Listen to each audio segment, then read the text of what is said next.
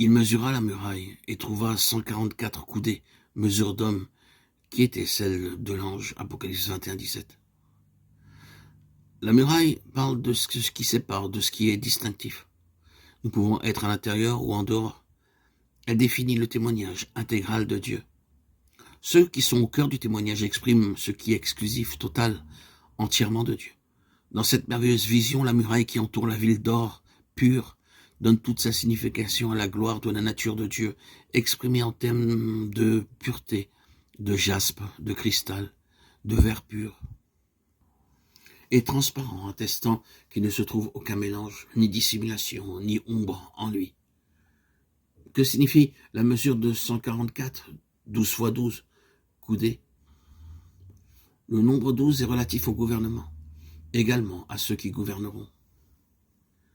L'Église est l'ensemble des vainqueurs de tous les âges. C'est elle qui gouvernera les nations, Apocalypse de 26, 27 et 21, 23, 24. Ils sont en symbole les feuilles de l'arbre de vie qui serviront à la guérison des nations, Apocalypse 22, 2. C'est-à-dire ceux qui auront reçu l'Évangile, mais en qui Christ n'aura pu régner, et n'auront donc pas atteint la maturité, l'état de fils.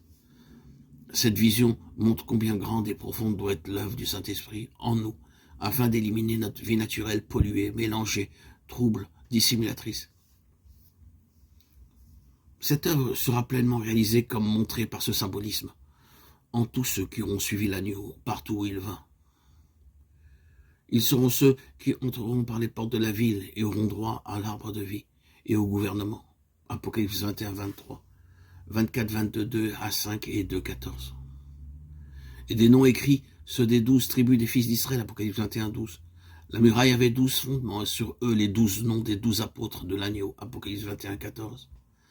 Les fondements de la muraille de la ville étaient ornés de pierres précieuses de toute espèce, Apocalypse 21, 19. Les noms des 12 tribus des fils d'Israël qui ornaient les portes de la sainte cité et les noms des 12 apôtres placés sur les fondements appellent à notre pensée Jacob et Pierre, le plus représentatif des 12. Il y avait en Jacob beaucoup de choses à déplorer. Quant à Pierre, le Seigneur à bien des égards aurait pu dire « Jamais je n'atteindrai mon but en lui ».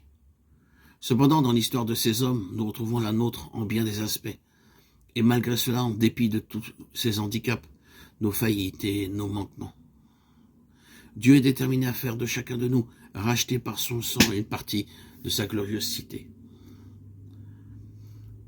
En examinant quelques traits de leur histoire spirituelle, nous voyons comment ils furent taillés, façonnés et amenés à la ressemblance du Fils de Dieu.